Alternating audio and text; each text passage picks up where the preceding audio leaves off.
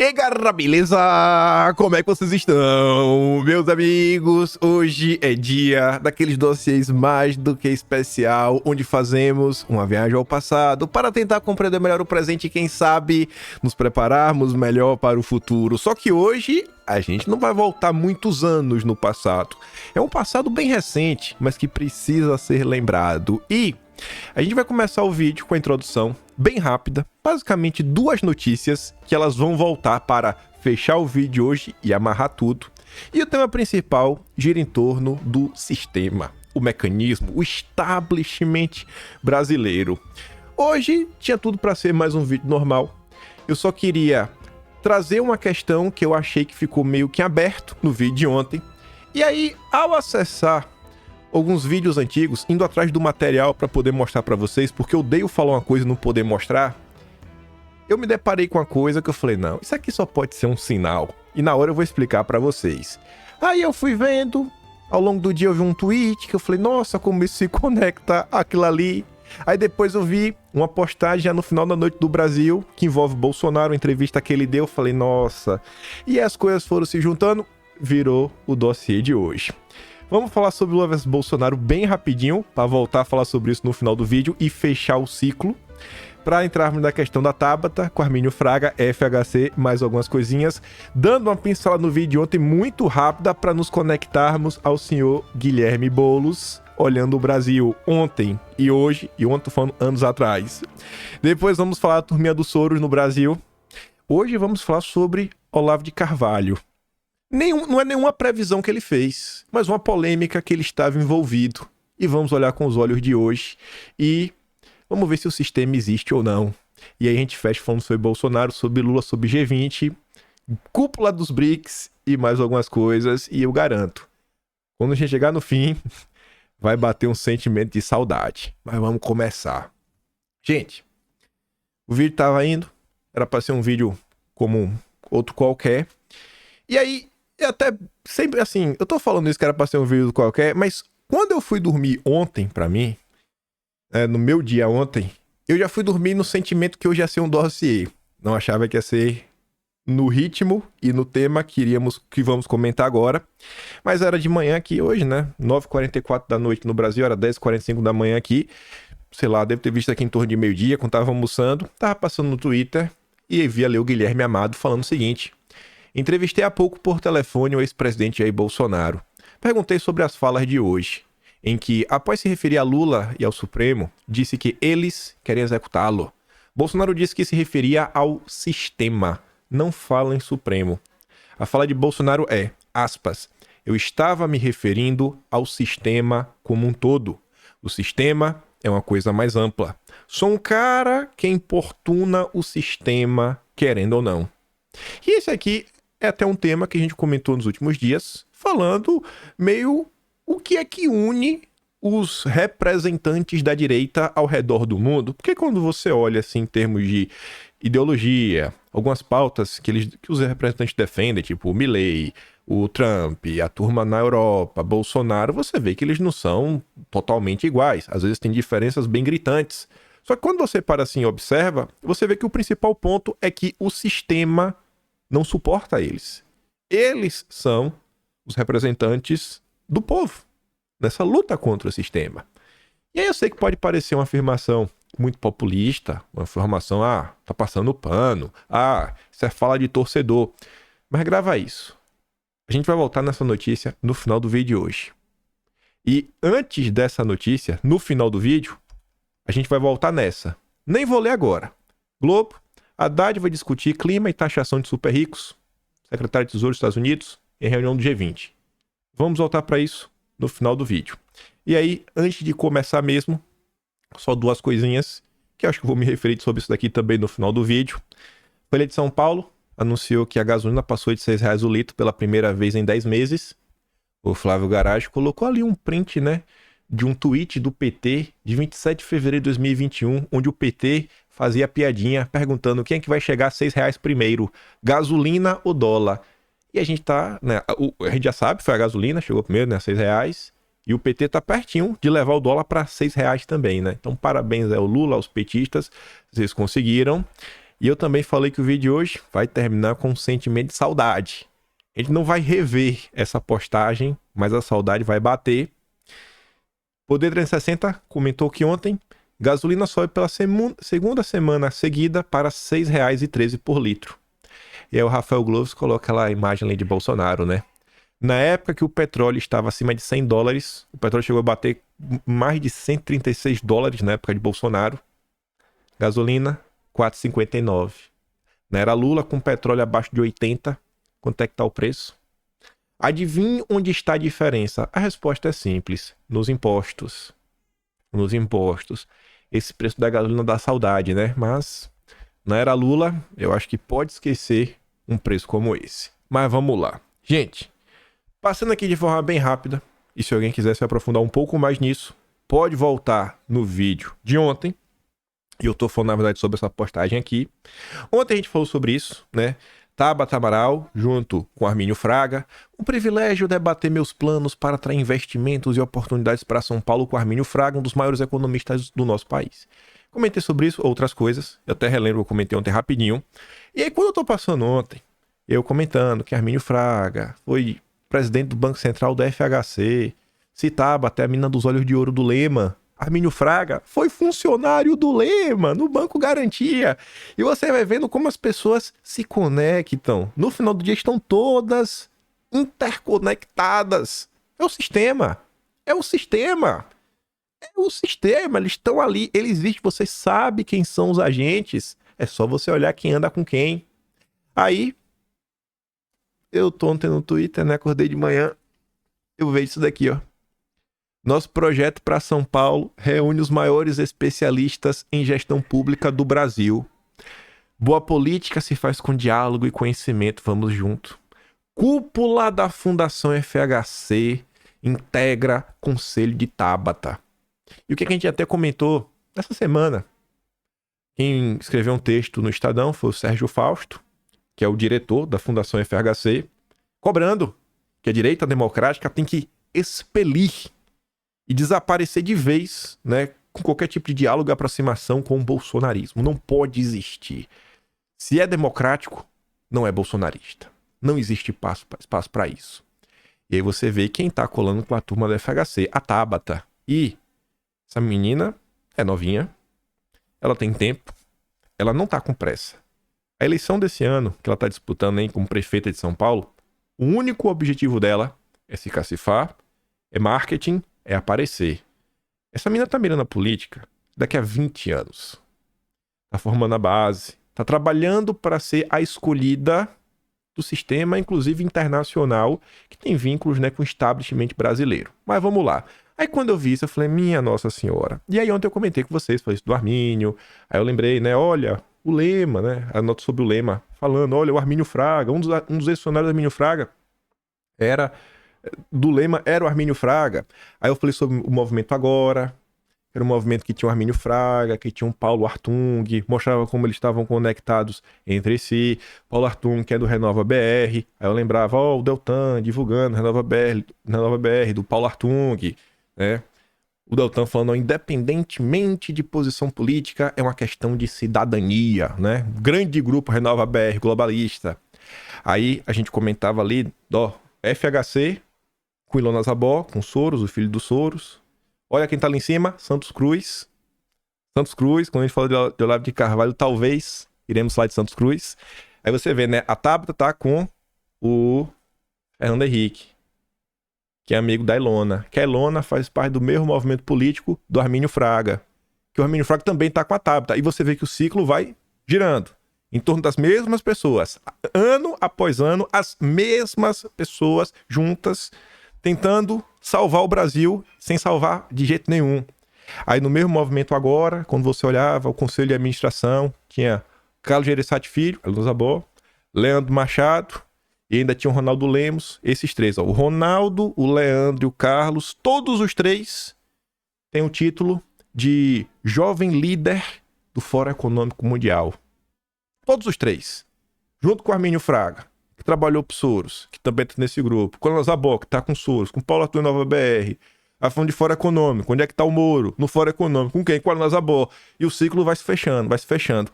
E aí no vídeo de ontem, eu tinha comentado com vocês, eu não lembro como foi que eu cheguei, a questão falando, não sei se foi do Bozo, eu falei do Valfrido Varg. E aí eu tava com o celular na mão no vídeo, quem assistiu, eu falei, teve lá a questão do Moro, do contrato. Assim que o Moro saiu do governo, foi lá trabalhar pro Valfrido Varg, recebeu 750 mil. E aí eu peguei esse celular, eu não tava achando a matéria. E eu falei, saiu no Globo na época. E eu fico nervoso, porque fica parecendo eu sou mentiroso, né? Eu tentei assim achar no celular, não achei. Eu falei, depois olha aí. E eu fui dormir com isso me remoendo, sabe? Eu fiquei assim, nossa, eu falei isso, depois o povo vai achar que eu sou mentiroso. Aí, quando eu tô em dúvida em alguma coisa, e eu quero procurar nos vídeos, o que é que normalmente eu faço? Eu sei mais ou menos qual é o evento, aí eu coloquei no Google, né? Sérgio Moro, 750 mil reais. Aí, tá ali duas matérias, né? Tanto a do GGN quanto a do Intercept. Aí eu vi mais ou menos as datas, ó. 21 de novembro, 15 de novembro. Aí eu falei, eu vou abrir os meus vídeos da época, de 2020, pra eu tentar achar essa informação do Moro, que saiu na Globo. Porque eu não posso ficar aqui de mentiroso. E aí, só pra mostrar pra vocês, né? Aqui no computador, tudo bonitinho. Então, ó, mais ou menos da data, a gente vai do episódio 399 ao 410.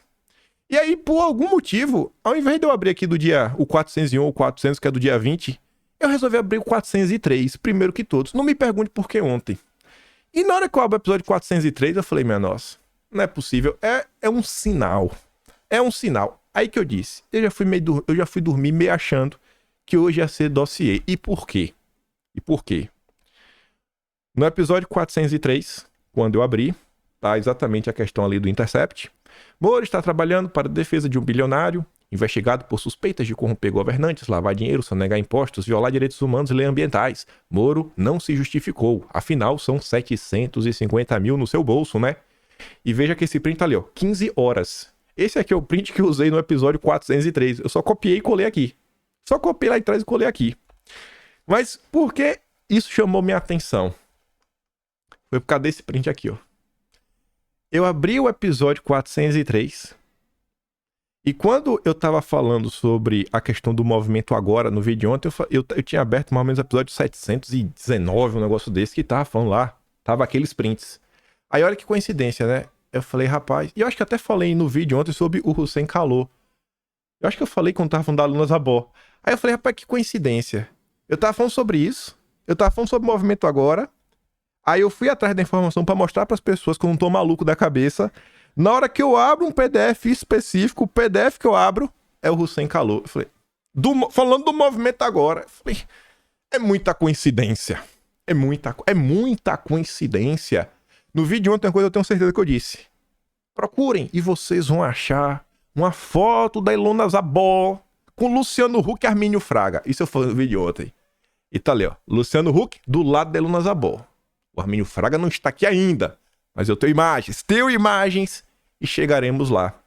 E tinha um tempo que eu não falava desse cidadão, você vê que essa postagem aqui, ó, é de 2018, e esse cidadão voltou a aparecer na minha mente por única razão. Porque anteontem eu tava passando no Twitter, e quem que tava na CNN? Hussein Kalou.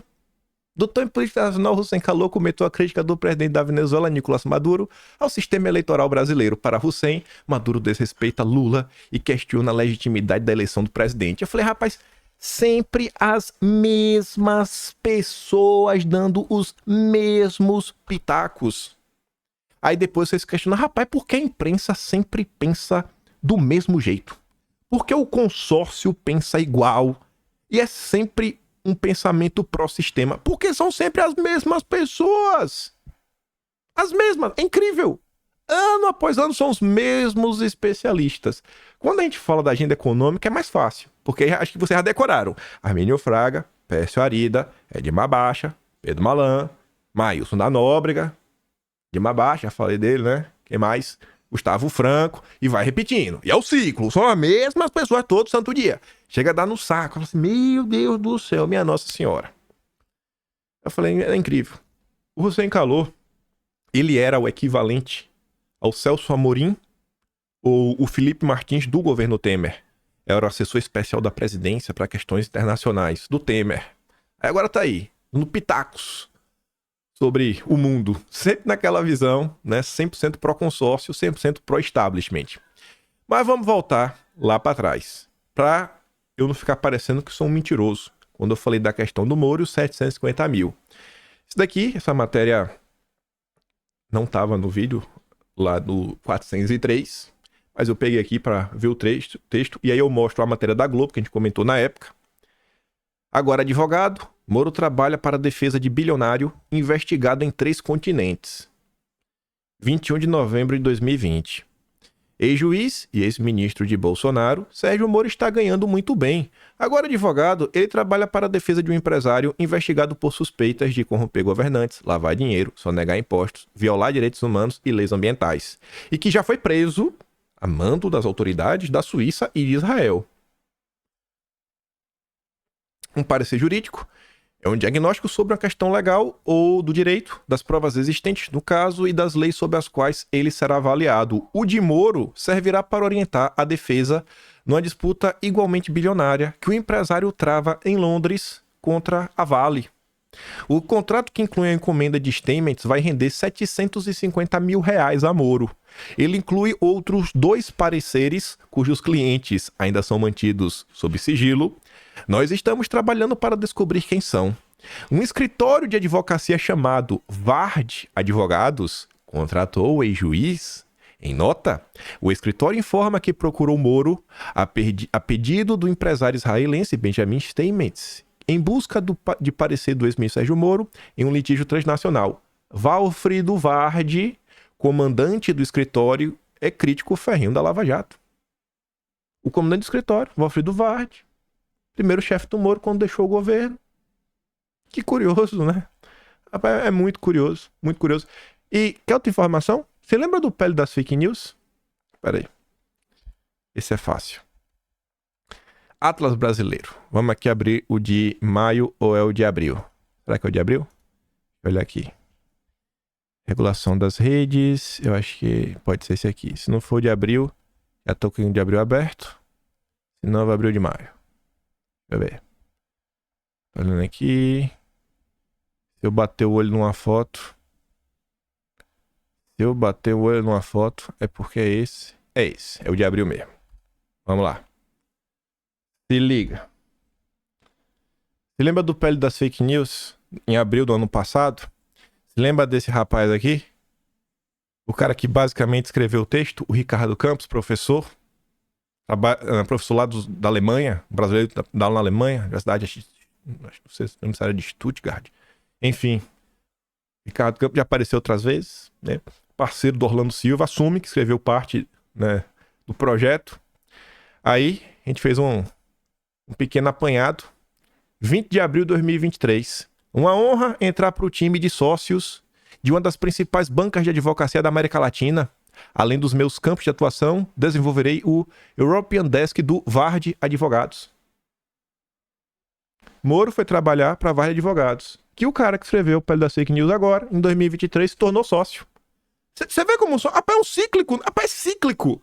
As coisas são as mesmas pessoas, irmão. As mesmas pessoas. Incrível. É incrível isso. É incrível, incrível. Incrível, incrível. Incrível essas histórias. Incrível essas histórias. Né, Moro?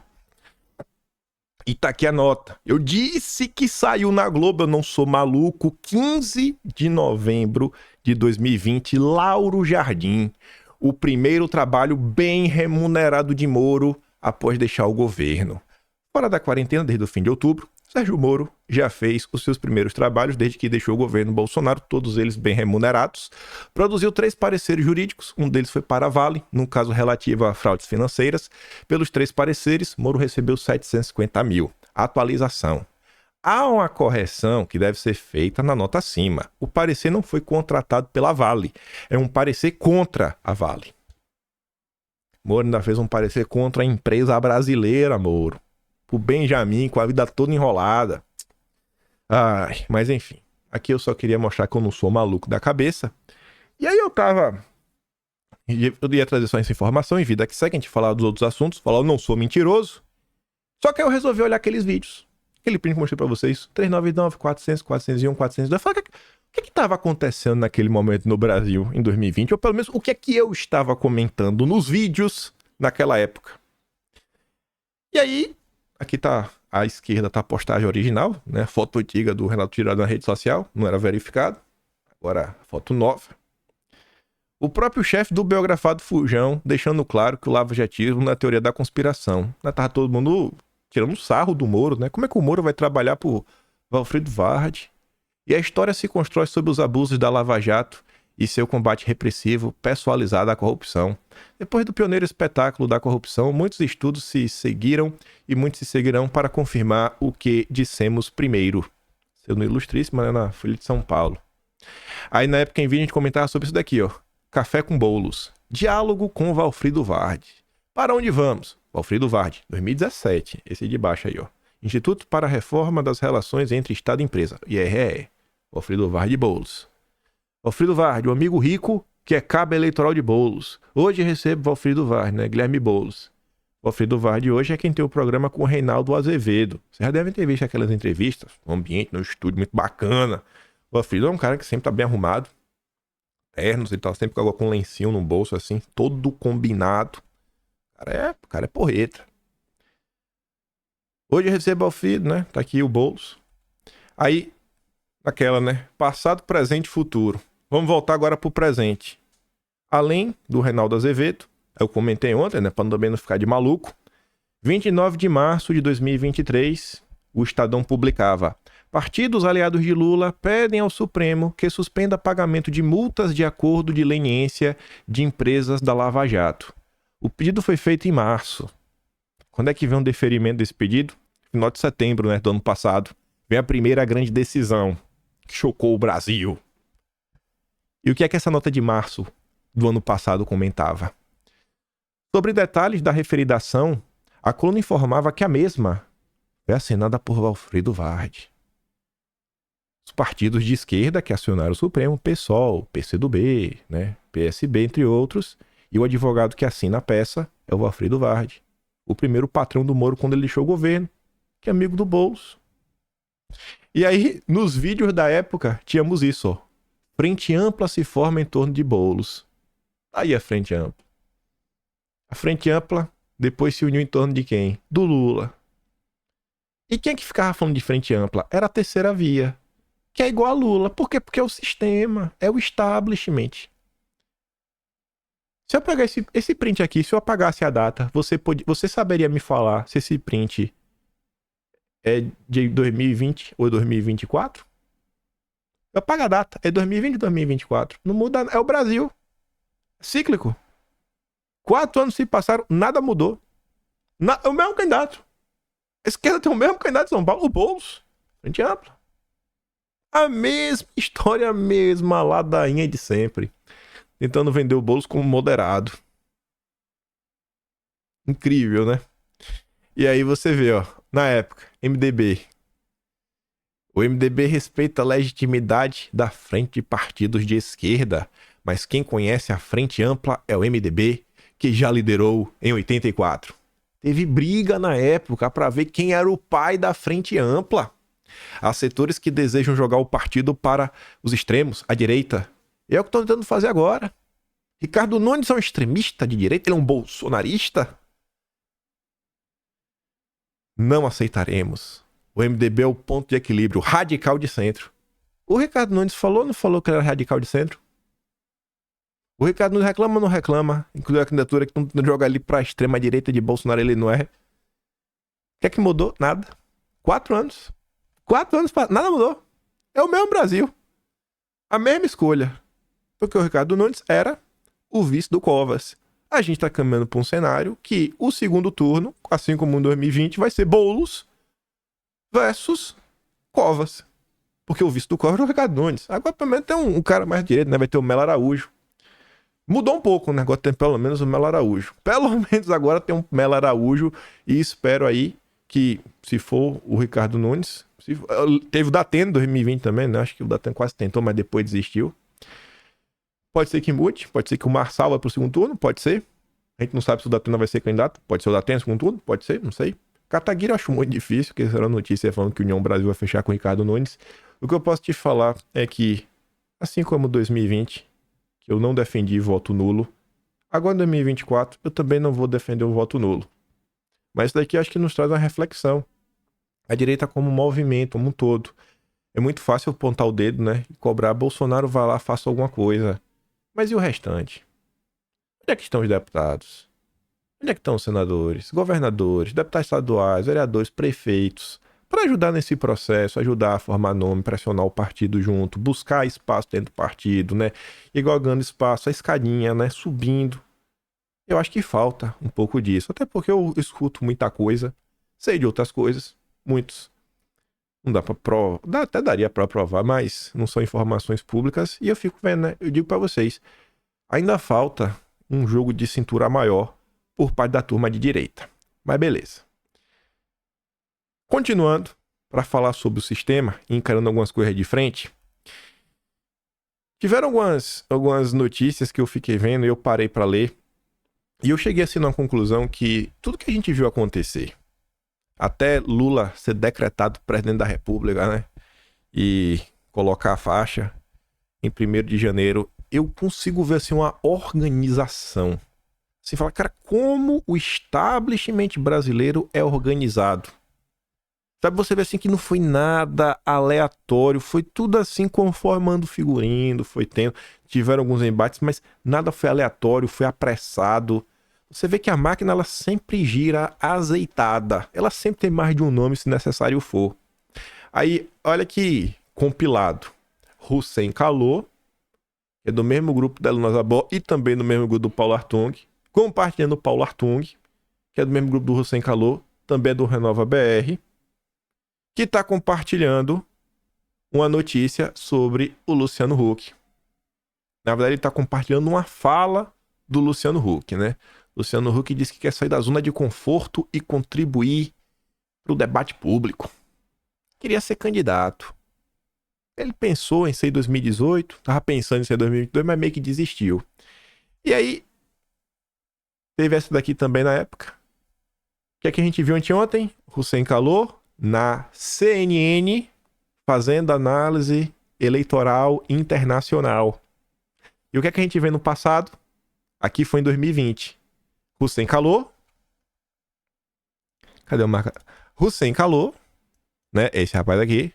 Na CNN fazendo análise eleitoral internacional. O que é que mudou? Nada. É o Brasil. Qual é a avaliação da ciência política sobre o impacto da judiciarização do processo eleitoral? Quem respondeu à CNN foi o Hussein Kalou, nosso membro. Aí tá falando da eleição dos Estados Unidos.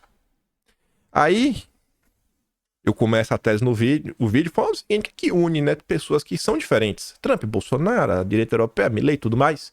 Eles são candidatos antissistema. Olha essa postagem do Hussein Kalou de 2020. A data tá até errada aqui, né? 8 de novembro, porque aqui eu bati esse print com o horário do computador, horário australiano, então estaria 13 horas à frente. Esse aqui é o print bonitinho que eu prefiro com o horário do Brasil. Hussein Kalou deu RT no Luciano Huck no dia 7. Falou e disse Luciano Huck dizendo, ó, vitória importante para os Estados Unidos e o mundo. A moderação, equilíbrio e bom senso nas propostas venceram a intolerância, absurdos defendidos e cometidos, preconceito, machismo, misoginia, fracasso no combate ou fica em casa, um aprendizado a países que lidam com lideranças tacanhas como Trump. E o Hussein Kalou mandou essa, aqui é o print mais bonito. A exceção dos eleitores que votaram em Trump, mas olha quem tá do mesmo lado. A família bolsolavista, Putin, Netanyahu, Maduro. Olha aí. Olha a união Bolsonaro com Maduro e Trump. Partido Comunista, né, do País Vermelho. Mais meia dúzia de ditadores do Oriente Médio. O resto do mundo todo estava torcendo pela derrota do Trump. O resto do mundo estava torcendo. Você tá louco, né? Tá louco, irmão. Aqui eles só estão deixando claro, né? E o sistema tem os seus inimigos. O sistema tem os seus inimigos. O sistema tem os seus inimigos. Trump nunca foi o candidato do sistema. É só isso que ele está nos contando. O outro tweet, eu fui atrás da postagem original. O Hussein Kalou apagou. Ele apagou o RT que ele deu no Luciano Huck. Será que ele ficou... né? Eu vi que no mesmo dia ele fez um tweet falando que tava perdendo seguidores, tava sofrendo ataques, né? Mas também, tanto ofensa contra o Trump, várias pechas de coisa que ele não é, de preconceito, isso, aquilo, outro, acho que realmente pega mal, né? Eu sei que o Hussein calou, se calou. Hussein calou, se calou. Aí vamos lá. 19 de outubro de 2020. Tá ele lá compartilhando um texto do Luciano Huck. Olha o assunto que Luciano Huck tá tratando em 2020. Vamos olhar o que é que o governo Lula colocou como pilar central do seu governo, que é o que? A transição energética. Hoje escrevo na Folha sobre algo que precisamos mudar e mudar bem depressa. Não se trata de um programa para um outro governo, mas para a nação. Um sonho maior, um plano de metas ambiental. Um plano de meta ambiental, agenda verde na veia. Uma bússola, né? Análise de opinião certeira e necessária de Luciano Huck. O Brasil precisa reestruturar sua visão estratégica com urgência. Aí, no mesmo período no vídeo, comentamos sobre uma entrevista da Ilona Zabó para a ECOA. Não sei se existe mais, era uma sessão especial da UOL, né? Você vê só, postagem bonita, né? Com a foto de fundo, esse belo sorriso. Ilona Zabó não é nem de direita, nem de esquerda. Não. É que não, ela é o sistema, né? Ela é membro do establishment brasileiro. E o establishment vai ser o que precisar ser. O establishment vai ser o que precisar ser. Só vou trazer os prints da época. Nem fiz questão de bater print novo. Na época, talvez eu não tenha feito a mesma leitura dos fatos. Talvez não tivesse o mesmo aprofundamento. Eu ainda não entendia muito bem como é que essas figuras, né, se conectavam. Eu, por exemplo, nessa época, eu não sabia que o Armínio Fraga já tinha sido funcionário do Lema. Só sabia que tinha sido presidente do Banco Central do SUS, mas nunca tinha me aprofundado nessa história. É um menino novo. Tinha, assim, alguns anos de estudo, né? Mas uns 4 anos de estudo. Foram 4 anos de estudo depois disso. Deu pra aprender um pouquinho a mais. Mas eu fico até feliz comigo mesmo, sem querer parecer arrogante, que lendo o que eu recortei da matéria, eu falei, nossa, eu tava no caminho certo. Né? Peguei as matérias que realmente capturaram o que estava passando no Brasil, que era importante. E os trechos, inclusive, que eu grifei, eu teria grifado de novo. Fiquei feliz comigo mesmo. Não senti tanta vergonha de mim, não. Aí tava ali, ó. Ilona Zabó trabalha nos bastidores. Mesmo tendo sido rosto do Instituto Igarapé, um grupo civil que estuda a área de educação, política de drogas e segurança pública, também é uma das lideranças do Agora, movimento que oferece oficinas políticas a possíveis candidatos. Foi Ilona quem costurou discretamente a candidatura de Luciano Huck. E isso vai fazer muito mais sentido daqui a uns 2 temas. Daqui a uma meia hora vai fazer mais sentido. Eita, que esse vídeo vai ficar longo. Um dos membros do grupo, né, a presidência em 2018. Luciano Huck era o candidato do Agora. Ou seja, o candidato da Ilona, do Armínio Fraga, do Hussein Calou, que era o cara do Temer. Neste mês, Ilona lança o livro para narrar a experiência e explicar sobre como participar do debate cívico. A cientista não defende a bandeira nem de direita nem de esquerda, linha que deve ser utilizada pelo Luciano Huck. O Global mantém conversas com Moro, com Mandetta. Lembra do Mandetta? Ele nem existe mais, né? Mas nessa a gente fala do pico do Mandetta. Pois é. Os dois, porém, foram no governo que Ilona chama de populista e autoritário. E esse termo populista ele começou a fazer mais sentido de uns tempos pra cá, né? Forma como alguns textos internacionais de veículos liberais vêm tratando candidatos de direita. Usaram muito esse termo para falar da Le Pen na França, o partido dela, falar do Orbán, e para falar dos líderes populistas como um todo de direita. Aí a UOL perguntava pra Ilona, como um cidadão convencional pode participar da política? Passado 4 anos, você vê que o Brasil não avança. Você deve se perguntar sobre o motivo para participar da política convencional. É o primeiro ponto. Responda a pergunta a buscar por um partido com afinidade ideológica. Os partidos muitas vezes nem representam ideias, são vazios de propostas e distantes da população.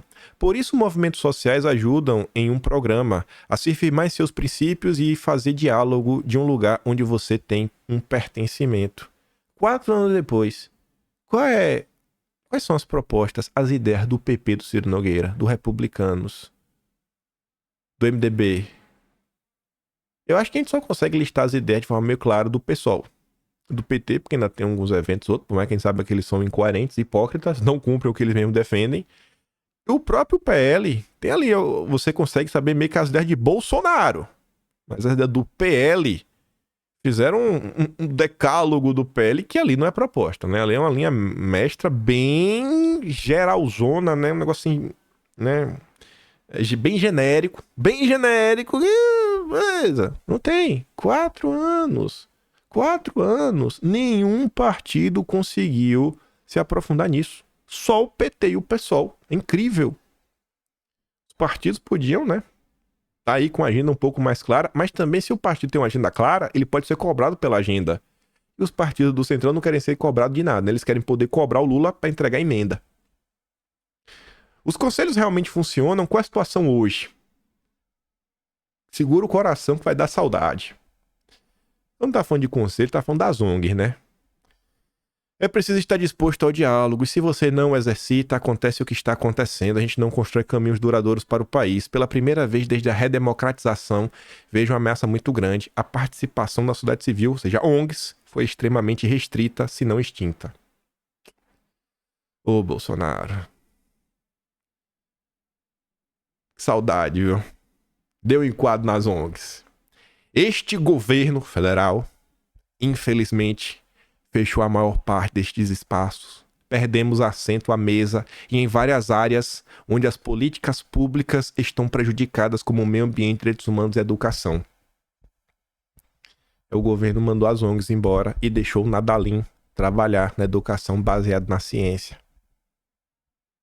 Tirou a turma da Marina, do meio ambiente, e começou a fazer política para o Brasil se desenvolver. E direitos humanos, né, a gente sabe que a esquerda defende. Quem disse é Luna Zabó. E tem gente que fala que Bolsonaro era um covarde, flor safado, que não fez nada, não combateu os inimigos. Aqui é Luna Zabó falando de Bolsonaro, né? Talvez a turma acredite. Isso aqui foi 2020. Ah, Bolsonaro. Eu sei de uma coisa, as ONGs não acabaram. Óbvio. Inclusive trabalharam contra Bolsonaro. Mas você querer fazer aquela comparação que o MBL gosta de fazer, né? Igual o Nando Moura, Bolsonaro e Lula, são a mesma coisa. São iguais. São iguais. Acho que mais 4 anos de governo Bolsonaro, né? A gente ia estar agora no segundo. Acho que a coisa tá bem melhor.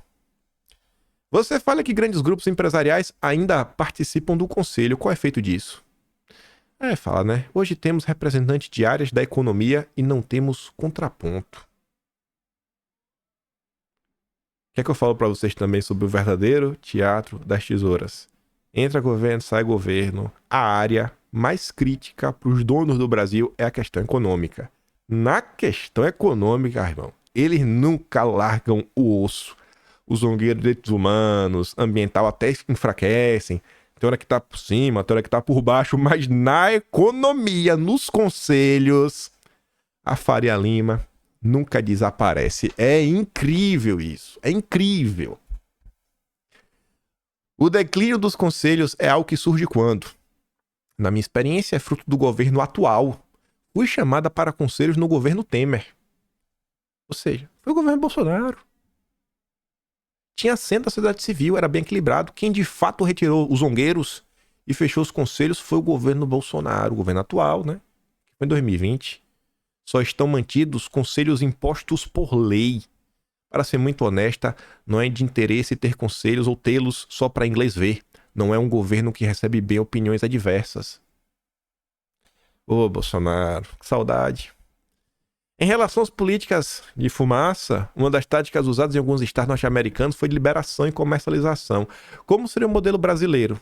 Eu estava lá lendo recreativo, medicinal, Oregon, descriminalizou tudo. Tudo! É nesta linha que pensamos para o Brasil. Olha aí, né? A fumaça e os similares devem estar na área da saúde. Aliviaria o trabalho da polícia e da justiça. Tinha um print depois desse, mas eu não queria bater para não trazer algo extra no vídeo. Só relembrar o que a gente foi em 2020. A pergunta de sequência, a Ilona Zabó, ela tá se queixando do Supremo, falando, toda hora eles pautam e retiram, eles pautam e retiram da pauta. Na era Lula, o que é que o Supremo votou sobre a fumaça? Esse ano. Que foi notícia no Brasil inteiro. Essa turma não desiste, gente. Ficaram tentando. Talvez, né, se não fosse o governo Lula ainda fosse o governo Bolsonaro 2, a gente não ia ter esse problema. Inclusive, saiu matéria da Globo esse ano falando que com a saída do governo Bolsonaro, o judiciário pôde debater outros assuntos. Quem faz esse tipo de uso deve ser tratado pela ciência. Porque a turma da fumaça tem que ser tratada pela ciência. A força política para avançar neste momento, com esse tema da fumaça, hoje eu diria, infelizmente, que não há força política para avançar. No governo Bolsonaro, não. Rodrigo Maia recebeu estudos técnicos sobre a regulamentação a pedido dele, mas até hoje não foi pautado. Politicamente não há vontade devido a uma obstrução do debate a nível federal. Tradução, Jair Messias Bolsonaro, mais uma vez. Você é uma das criadoras do agora. O que quer de fato um movimento de renovação política?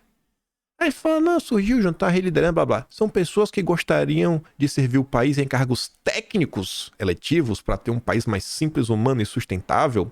Há movimentos como, acredito, o Renova BR, Bancada Ativista, e são movimentos com olhar eleitoral. Nós criamos o Agora para implementar uma agenda, não só pela via eleitoral.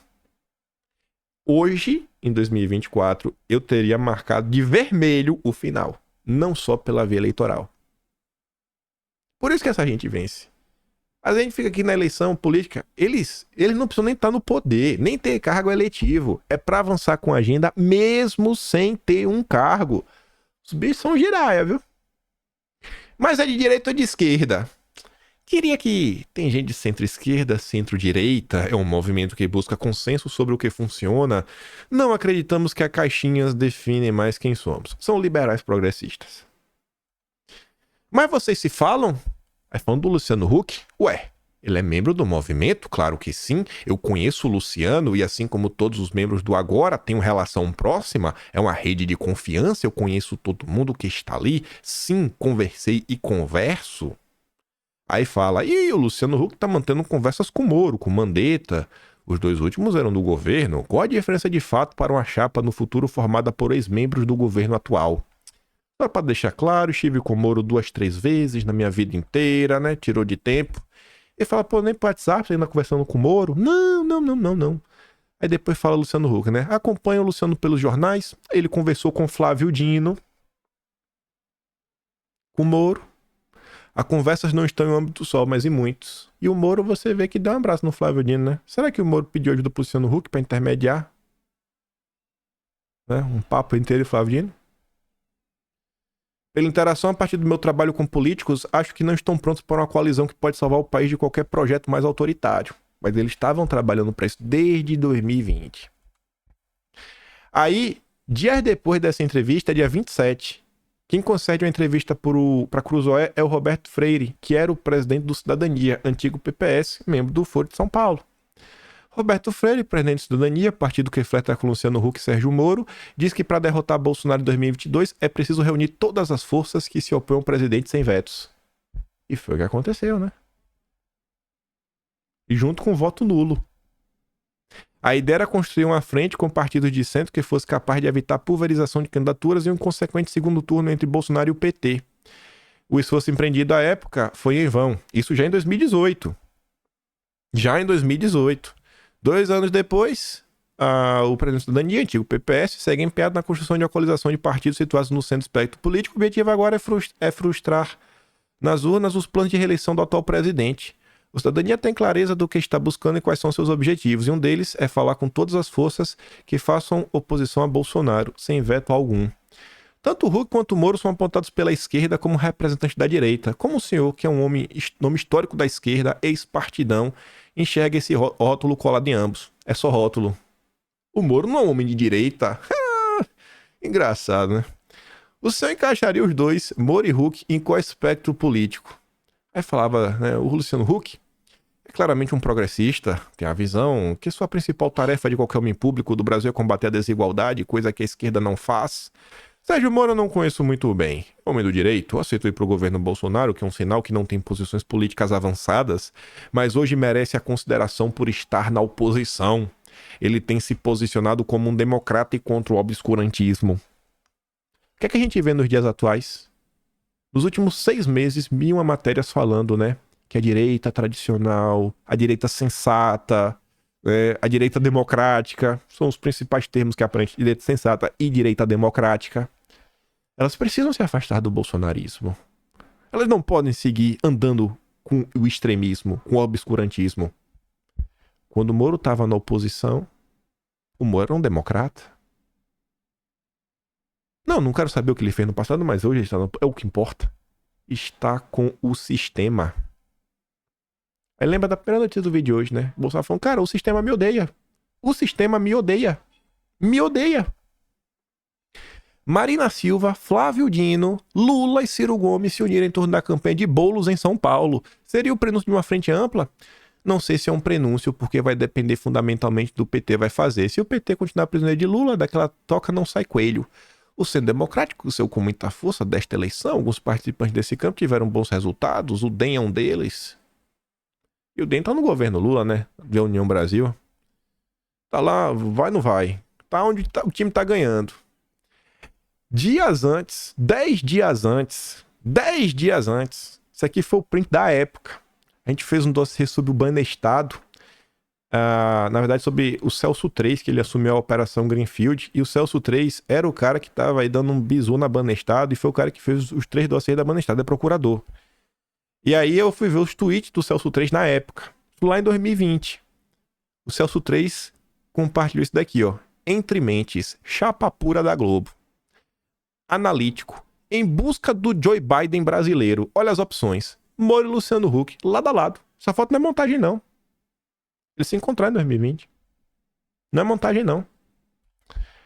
Aí, ó. Fui lá procurar o tweet original. Esse print bati nas últimas horas. Aí, dias antes, e acho que a foto do Moro com o Luciano Huck deve ser mais ou menos desse período, né? Na verdade, foi até um pouco antes. Enquanto isso, no Brasil, Moro e Huck discutem possível chapa conjunta em 22. Ainda não sabe quem seria o vice. A matéria foi do Fábio Zanini, dia 7 de novembro de 2020. Moro e Huck negociando essa eleitoral. Aí você lembra, o Moro indicou a Ilona Zabó pro conselho. E as pessoas cobraram que a Ilona Zabó fosse demitida do conselho. E foi demitida. O Moro resistiu. Ilona Zabó articula a candidatura de Luciano Huck. Moro articulou a candidatura com Luciano Huck. Armínio Fraga também articulou a candidatura do Luciano Huck. A gente vai falar sobre isso lá na frente, lá nas tantas. Mas é o mesmo ciclo. As mesmas pessoas. Dia após dia. Eles tiveram um longo encontro no apartamento de Moro, em Curitiba, no dia 30 de outubro, em que acertaram a intenção de se unir a uma espécie de terceira via. Como foi uma conversa inicial, não se decidiu quem seria o cabeça de chapa, blá blá blá. Essa discussão avaliaram ambos para ser feita ao longo de 2021. O convite para o encontro partiu de Moro. Foi Moro que chamou Luciano Huck. E não era a primeira vez que eles se falaram. Aí eu falei que eu tinha imagem, né? Olha aí. Ó a Ilona. Abraçada com o Luciano. E o Armínio Fraga dando risada, olha. Ah, Jesus. As mesmas pessoas. Há 4 décadas. Vem um novo, né? Mas são 100 pessoas ligadas aos mesmos grupos que dominam o Brasil. E que odeia o Bolsonaro. Ah, não falei que a foto do Armínio Fraga e Luciano Huck? Procurando pela essa imagem no Twitter, que eu sabia que eu ia achar no Twitter, se eu botasse, eu achei um tweet meu com essa imagem. Aí, e é um tweet meu, em 2022, falando que o Freixo se encontrou com o Armínio Fraga. Aí eu falava, e aí, Moro? E aí, irmão? Armínio Fraga, Luciano Huck, Moro é Freixo. Mas enfim, procurando para essa imagem, eu achei isso daqui nas últimas horas, ó. 11 de novembro de 2017. 2017. Estamos conversando sobre Luciano Huck, candidatura em 2022, sendo costurada por Ilona Zabó com apoio do Armínio Fraga, todos juntos no mesmo movimento que eu agora. Merval Pereira, jornal O Globo. Luciano Huck já definiu o final de dezembro como a data limite para anunciar a decisão de concorrer ou não à presidência da República. Ele aprofundou os contatos na quinta-feira com 2 conversas na casa do economista Armínio Fraga. À tarde, acompanhado de Ilona Zabó, cofundadora do Movimento Agora, diretora de Igarapé, que atua na segurança pública, reuniu-se com o presidente do PPS, Roberto Freire. Roberto Freire, esse aqui, ó. Ó. Aqui, ó. 3 anos depois. a mesma matéria, com a mesma pessoa, falando do Luciano Huck. De novo. Tem ou não tem um establishment no Brasil? Tem ou não tem um establishment no Brasil que não quer largar o osso? Tem ou não tem? 2017. Onde é que nós estamos? Eu nem sabia que era um Lanzaboy em 2017. Mas vamos continuar. Vamos continuar. Falar do véu Olavo. Daqui foi o print da época. 17 de novembro de 2020. Acho que na verdade foi dia 16. É dia 16. Bati o print mais bonitinho pra ir pro Atlas, né? E pro Atlas organizado. 16 de novembro de 2020. Gente, isso daqui tudo é só material que tá em 10 vídeos seguidos. Só no final de novembro de 2020. Que eu fui atrás e acabei achando o negócio do Russo sem calor. Falei, vou ver isso daqui. E esse conecta com a primeira notícia. E lembra que ainda tem o Haddad no G20. Chegaremos lá. Luciano Huck, as metas ambientais. Calma. Vem Olavo de Carvalho. Por que você nunca disse isso aos comunistas, Santos Cruz? Esse era um segundo tweet, né? Que deveria ser uma thread. Mas o Olavo escreveu uma thread, escreveu 4 tweets em sequência.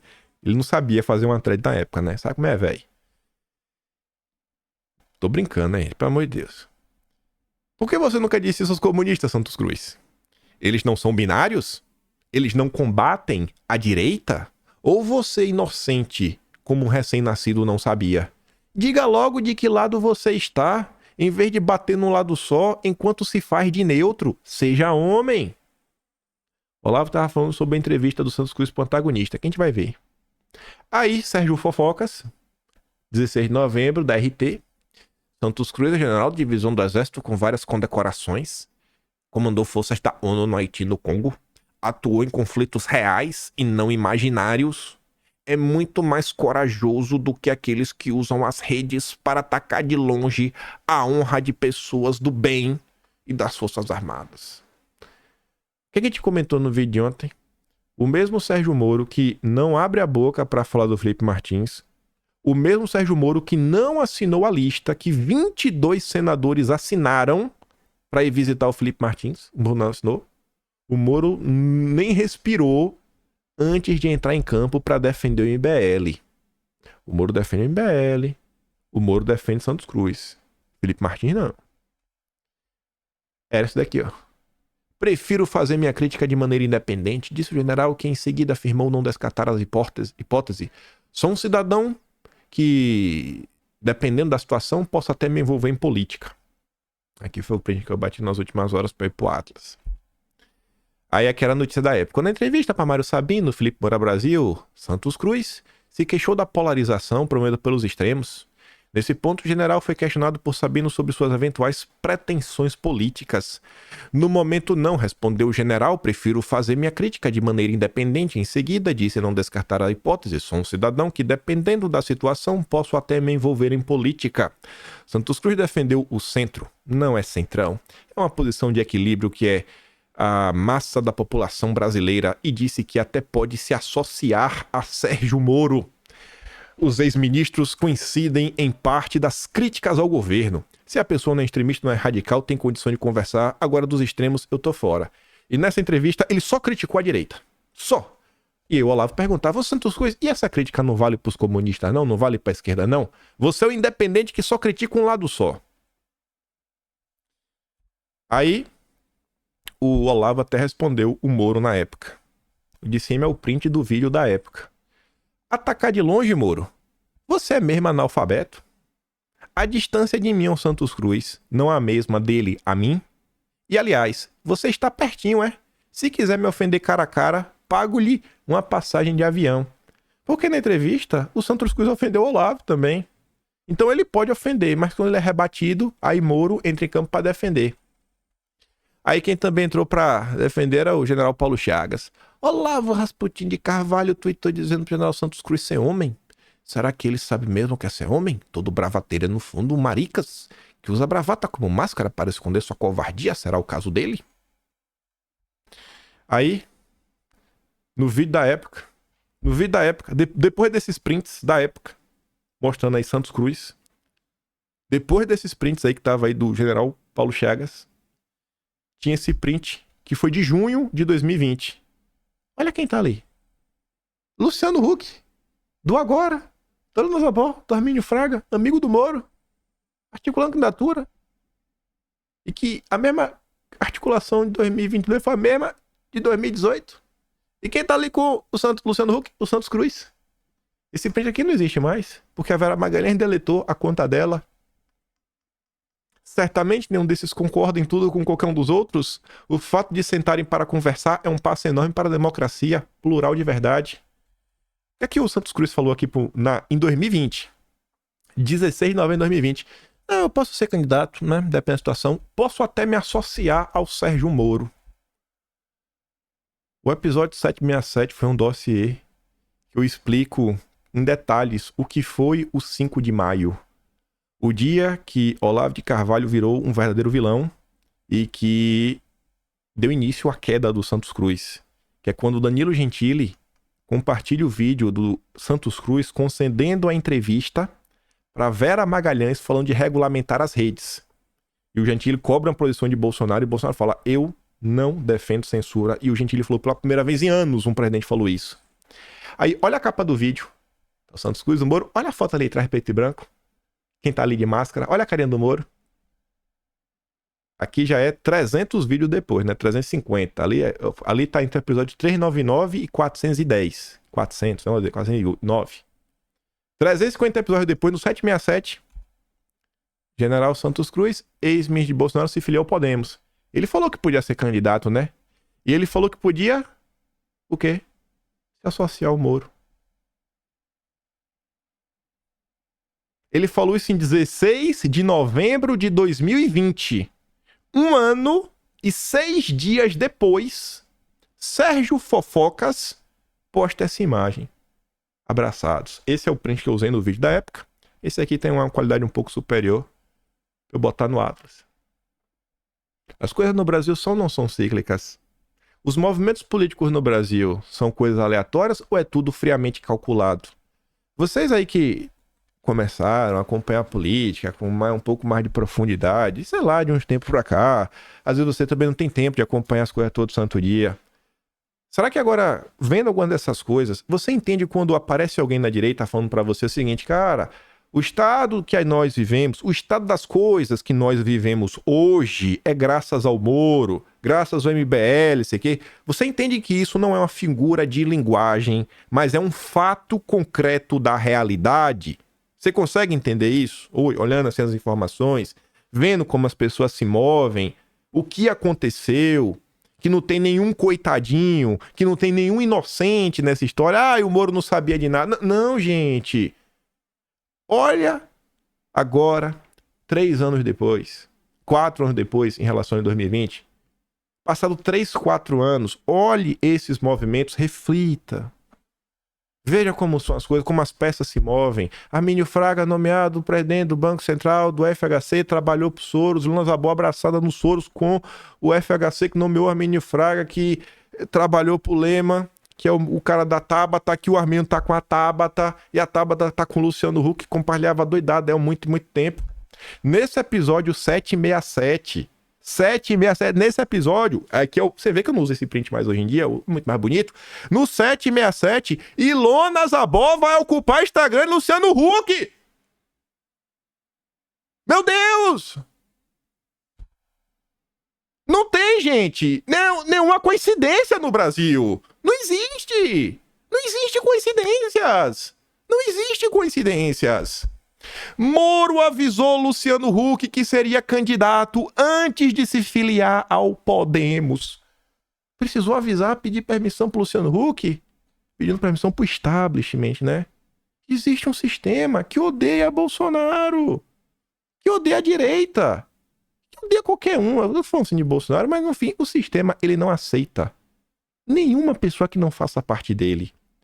É por isso que o sistema chama todas as pessoas de direita de influenciador, blogueiro, né, youtuber. Nunca é jornalista. É por isso que o sistema pega médicos que defendem pautas que eu acho que vocês concordam e chamam de maluco, desumaniza, fala que são os obscurantistas, fala que são negacionistas. É por isso que o sistema pega, sei lá, pessoas aí do agro, que quer desenvolver o Brasil, pessoas da infraestrutura da indústria, quando tem, né, algum posicionamento contrário, aí vira um empresário malvadão e acontece o que aconteceu com o Luciano Hang, condenado à prisão por chamar o cara de esquerdopata. É povo versus sistema. Eles estão juntos. Olha essas notícias. E aqui também traz outra coisa. Uma vez até recentemente, quando teve nos últimos dias aquela confusão lá, até reclamado, eu resgatei um tweet não, uma mensagem que eu recebi, acho no Instagram, que a menina falou aqui, eu não aguento mais ver essas matérias que você traz em vídeo, Metrópolis, Folha, Globo, você fica dando palanque pros jornais de esquerda, não tem ninguém falando isso. Não, essas informações só tá no consórcio. No máximo, vê um grupo de direita, ele vai copiar essa matéria, muda as palavras, né, pra não ser plágio, e ele republica. Mas veja o que acontece. O que acontece tá sendo avisado, ó, com anos de antecedência. Se você lê a imprensa, você se informa. Se você lê a imprensa todo dia, sabe o que você tá lendo, você sabe quem tem informação sobre cada coisa. E, gente, esses prints aqui foram os prints que eu peguei na época. Isso me dá um certo orgulho de mim. Eu falo, cara, a gente tava na linha certa. Nós comentamos isso daqui em vídeo.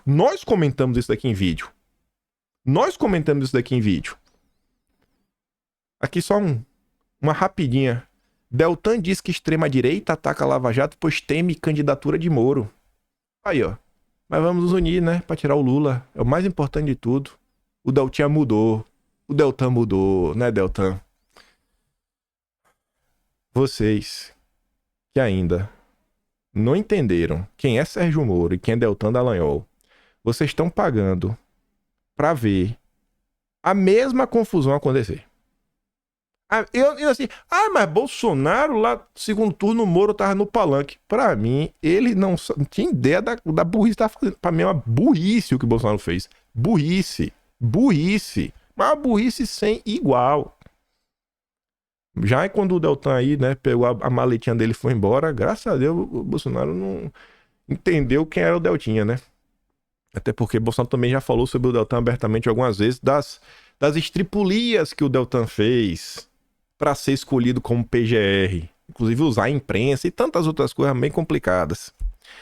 Aí o Deltan falava, ó, é algo que levou a extrema-direita a ver com reservas e em alguma medida atacar a Operação Lava Jato e seus resultados. Alguns tipos de ataque que não víamos antes estão vindo dessa ala. Os ataques, Deltan? Explica aí. Fala aí, Deltan. Conta aí pras pessoas. Olha, é uma coisa assim, gente, eu não sou a pessoa mais famosa do Brasil. Eu sou um qualquer no final do dia. Eu só tenho um pouco mais de seguidores. Eu sei da minha insignificância. Mas eu acredito, até porque eu também já trabalhei na Gazeta do Povo. Eu acredito e sei, porque o Deltan já externalizou isso para pessoas, jornalistas, influenciadores. Ele sabe quem eu sou. O Deltan nunca respondeu uma pergunta que eu fiz. É um covarde. Ele nunca respondeu uma pergunta. Ele finge demência. Ele finge que não sabe nada que tá acontecendo. 3 anos. Bolsonaro gravou um vídeo no Planalto. Toda a imprensa na época falando, assista esse vídeo desse rapaz. Eu tô falando do Deltan. E o Deltan, ele até fez um tweet genérico. O Bolsonaro terceirizava as críticas. Mas não responde uma coisa, pô. Tudo que eu falo, eu mostro o Deltan. E esse aqui nem é aquelas histórias escabrosas. Tipo o depoimento forjado. Nem vou falar disso daqui agora. Sabe, assim, é incrível. É simplesmente incrível. Estávamos na linha certa. Lendo o que tinha que ser lido na imprensa. 21 de novembro de 2020. Bolsonaro errou nesta eleição, mas sonhamos com ele no PP em 2022. Diz líder do Centrão. Aqui é uma entrevista do Ciro Nogueira. Esqueça a manchete. Veja esta resposta. Recentemente, Luciano Huck teve a conversa com Sérgio Moro para articular uma alternativa a Bolsonaro. O que acha desse movimento e como vê a aliança Huck-Moro? Difícil ver uma chapa dessa. Acho que o Moro quer ser candidato à presidência, mas eu não vejo viabilidade eleitoral. Acho que ele vai acabar sendo candidato ao Senado. Moro foi ou não foi candidato ao Senado? E quantas vezes eu também falei que o Moro não ia ser candidato ao Senado? Ele tava mirando a presidência para ser senador. É ter bola de cristal? É ser adivinho? Não. Eu leio a imprensa. Eu leio, separo, comento, vou juntando os fatos e a gente entende um pouco do Brasil. Eu não lavo a alma de ninguém. Mas na maior parte do tempo, eu tô falando sobre coisas que acontecem. E aí, pra gente melhorar o clima, não sei nem se foi melhor, porque eu acho que vai bater uma certa saudade. A gente começa o vídeo falando o que de Bolsonaro? G20. Né? Sentir saudade. O homem contra o sistema. Nesses aqueles 10 episódios que eu peguei ali e mostrei pra vocês. Aqueles 10 episódios. Esse daqui foi um print da época. Bom dia a todos. Estou agora em reunião com o G20. Aqui foi no dia 22 de novembro. Bati o print de novo, ficar bonito, né? Aquela era a foto antiga de Bolsonaro, essa foto nova. Vocês lembram que vídeo é esse? É um vídeo que tem uma bola gigantesca de pedra que tá caindo do morro. Aí vem um gigante de pedra e segura. E aí a pedra vai empurrando ele pra trás, vai empurrando pra trás, vai empurrando ele pra trás. Aí o pé... Deixa eu até mudar aqui pra caneta vermelha. O pé do gigante toca na torre, aqui em cima. Na torre, a torre quebra. Aí as pessoas do reino fazem o quê?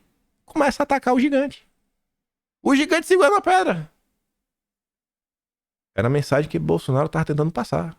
Mano, eu tô tentando segurar a pedra. 2020. Estamos sozinhos. Esse daqui, pessoal, era o período do Fica em Casa. Ainda tava no ápice do Fica em Casa, todo mundo de máscara.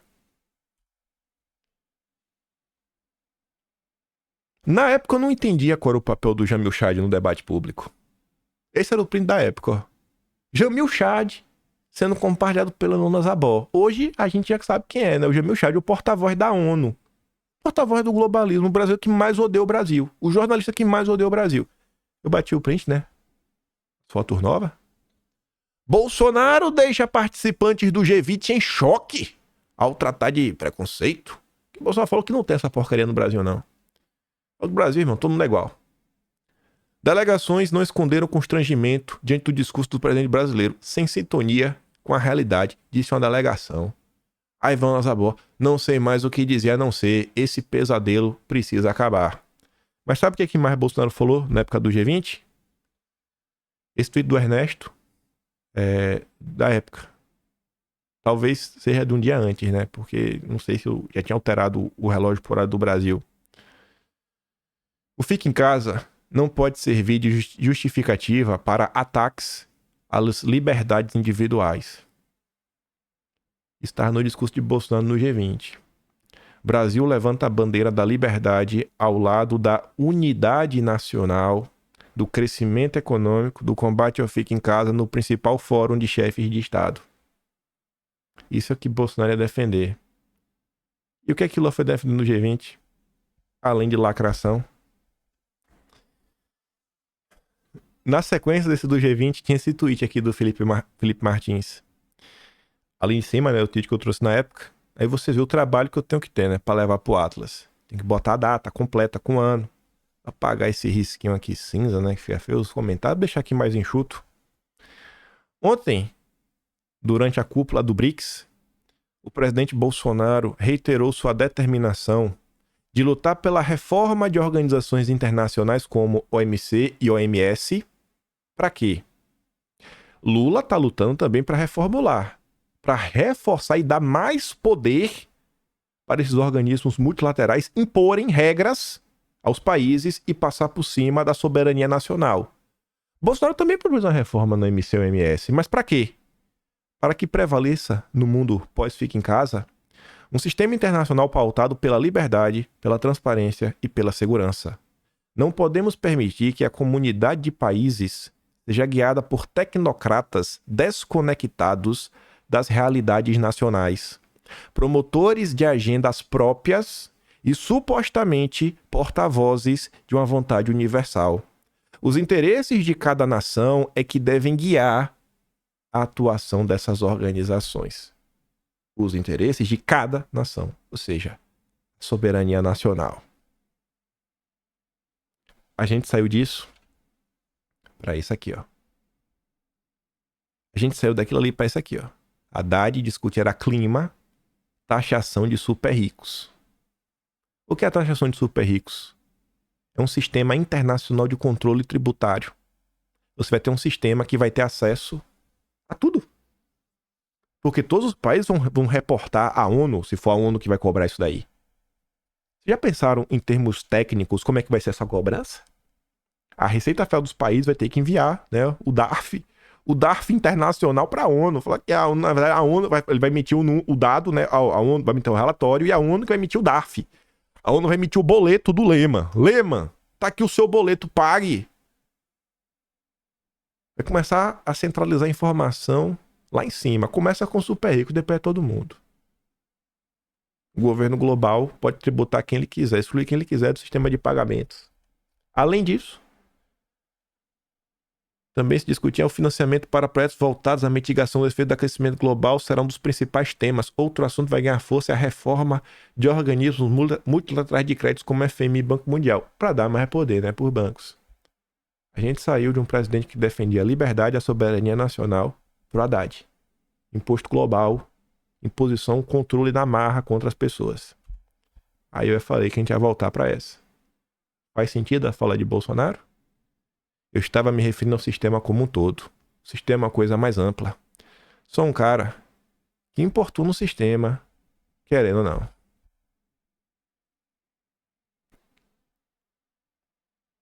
Que falar, hein? Deixa eu mostrar umas coisinhas aqui só mais rápido. Abrindo os vídeos da época, a gente falando de polícia nesses dias. Olha o que a Polícia Rodoviária postava na época. Aqui é a postagem da agora. Prejuízo. Ainda botava o valor do prejuízo por crime. 16,8 milhões. Outra postagem aqui, ó. 66 binagas de bum. Ai, saudade dessa polícia, viu? Aqui era o Bruno Covas. Bruno Covas, né, tava na agenda oficial do Bruno Covas na época. Né? Jantar com Soros e o Pedro Abramovay.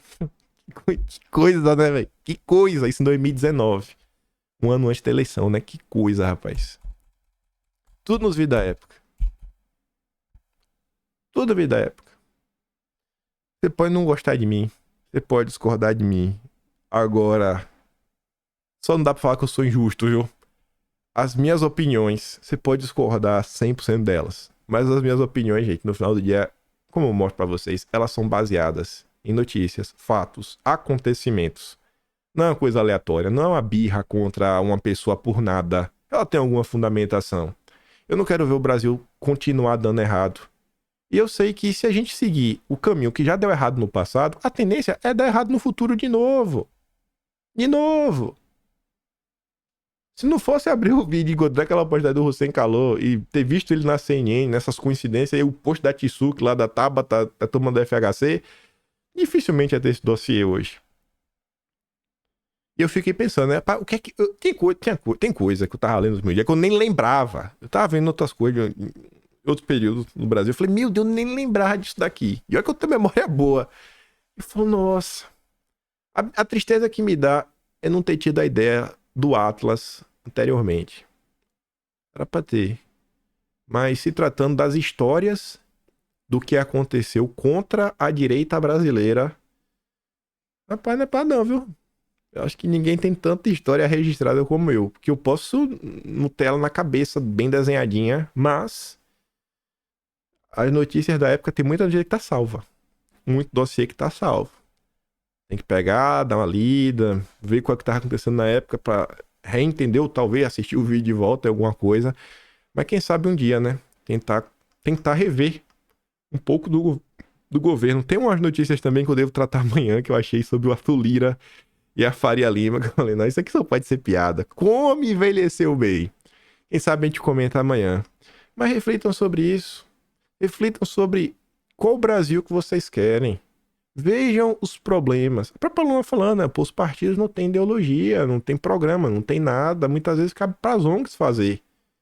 E o tempo tá passando, gente. Passou 2 anos, de 2022 para cá. O que é que a gente avançou nesse campo? Quantas e quantas vezes as discussões na rede social, no Twitter, às vezes são tão superficiais, sabe? A treta do momento. Teve um desses vídeos que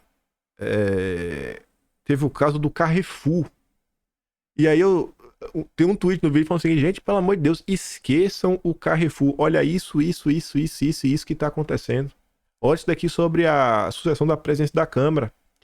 Que era para ele final de 2020, né? O Rodrigo Maia tentando, quem sabe, né, se cacifar para a reeleição ou colocar o candidato dele, que poderia ser o Baleia Rossi ou o Marcos Pereira. Ou até o Aguinaldo Ribeiro também. O Aguinaldo Ribeiro foi quem relatou a reforma tributária. O Marcos Pereira está sentado no colo do Lula. Nada muda, são as mesmas pessoas. Teve uma notícia que eu passei por ela na eleição, saiu no UOL, falando, Carlos Bolsonaro perdeu votos. E aí o Marcos Pereira dá uma entrevista pro UOL falando, isso é a prova que o desgaste do governo Bolsonaro, por isso que nós somos extremistas. Mal começou a Lula, o Marcos Pereira tá chamando o Bolsonaro de extrema-direita. As coisas se repetem o tempo todo. Se eu deixei salvo aqui a do Marcos Pereira. Deixa eu ver. Só pra não pagar de maluco. Tá aqui. Tá aqui no vídeo. A atuação de Carlos prova desgaste do governo, desprendendo republicanos. 26 de novembro de 2011. Rapaz, é a mesma coisa. É a mesma coisa. Aí fala sobre Bolsonaro ir pra legenda. Se for Bolsonaro vir pra ter controle da legenda, aqui não. Aqui ele não vai ter espaço. Outras coisas também no vídeo aqui.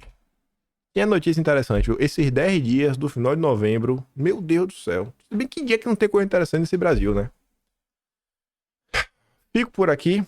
Se gosta do meu trabalhinho, quiser dar um pouco mais, pode se inscrever no canal. Tem um botão de valeu, tem um Patreon na descrição e tem o Atlas brasileiro. Que isso daqui vai entrar no Atlas, né? Tentar contar esses pedaços ao longo do processo e indo. Vamos registrando a história do Brasil. Tudo organizado, com link. O cara que chegou hoje, fala, irmão, deixa eu te contar quem é quem aqui na história. Deixa eu te contar o que fulano, ciclano e beltrano fizeram no passado. Mas acho que fica claro que existe um establishment no Brasil. São as mesmas pessoas há mais de 4 décadas. E quem se levanta contra esse establishment vai ser perseguido. Tá mais do que claro. Tá mais do que claro. Mande esse vídeo pra alguém da direita que chegou agora, às vezes não conhece. Eu acho que pode ser interessante, né? Não sei. E volte amanhã. Aquele grande beijo e abraço. Tamo juntos. Valeu, meus amigos. Fui.